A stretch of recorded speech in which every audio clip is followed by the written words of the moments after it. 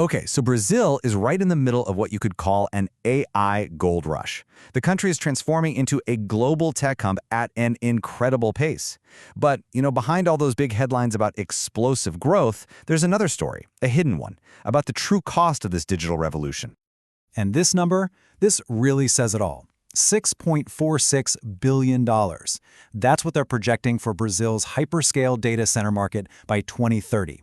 Look, this isn't just a little bit of growth. It's a tidal wave of investment, and it's fueling a digital transformation that's happening at, well, lightning speed. So, what's fueling this digital explosion? Well, it's really this perfect storm, You've got cutting-edge tech, strategic government policies, and a flood of international money all coming together at once, and it's completely reshaping Brazil's future. Now, to power this whole revolution, you need a mind-boggling amount of energy. Get this. We're talking about 1,200 megawatts of new data center capacity coming online. To put that into perspective, that's enough to nearly double the country's entire existing digital infrastructure. So yeah, this isn't just a step forward, it's a gigantic leap. And this expansion, it is happening at a breakneck pace. Right now, there are 38 brand new data centers being built, and that's on top of the 74 they already have. So we're not just talking about an upgrade here. This is a total overhaul of the country's digital backbone, and it's happening right in front of us. So what's really pushing all this forward? It boils down to three main things. First, there's this insatiable demand from AI and machine learning. Then you've got the huge amount of data from their super popular Pix real-time payment system, and rounding it all out are these laws that basically say Brazilian data has to be processed and stored inside Brazil. But all of this fast, celebrated growth, it really begs a critical question, doesn't it? What's the real cost of this digital revolution? And maybe more importantly, who's actually footing the bill? And this is where the story starts to get a lot more complicated. Because, those giant servers that make AI work, they don't just run on air. They are incredibly hungry for resources. And that hunger comes with a really, really steep environmental price tag. Just think about this for a second. A single question you ask an AI like ChatGPT can use up almost 10 times more electricity than a simple Google search. Now imagine that multiplied by billions of interactions every single day. Suddenly that energy footprint becomes absolutely staggering. And it's not just about energy, right? It's also about water, a lot of water. Just to train one AI model, ChatGPT-3, it's estimated that it took up to 700,000 liters of fresh water.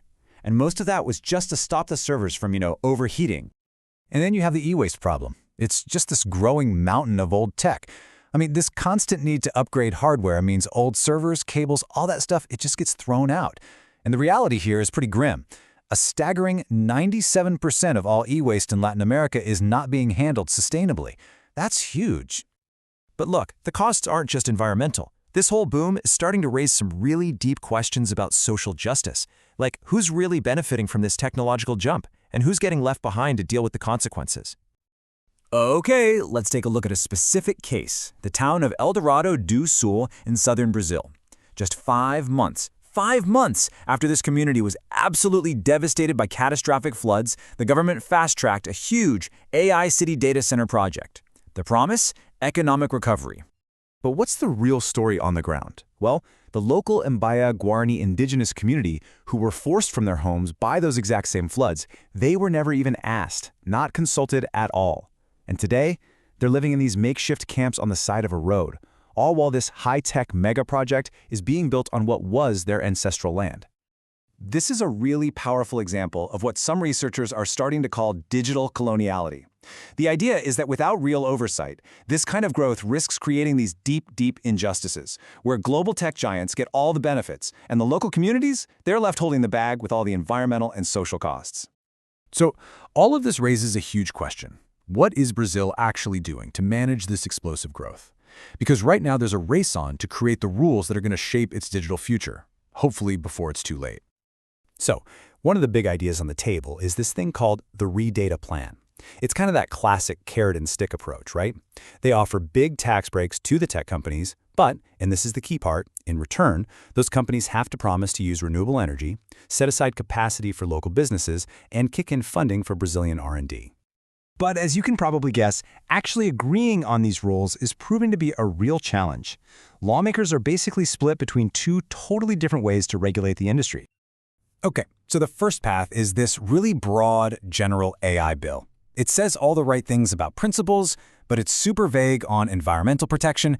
And here's the kicker. It completely ignores the actual physical data centers. It's like trying to regulate the software without even thinking about the hardware that runs it. Then you've got the second approach, which is a much more targeted bill that focuses specifically on data centers. Now, this one sets clear targets for energy and water use, which is a massive step in the right direction. But it's got a huge flaw. It doesn't require mandatory environmental licenses for these giant construction projects. It's a massive loophole you could drive a truck through.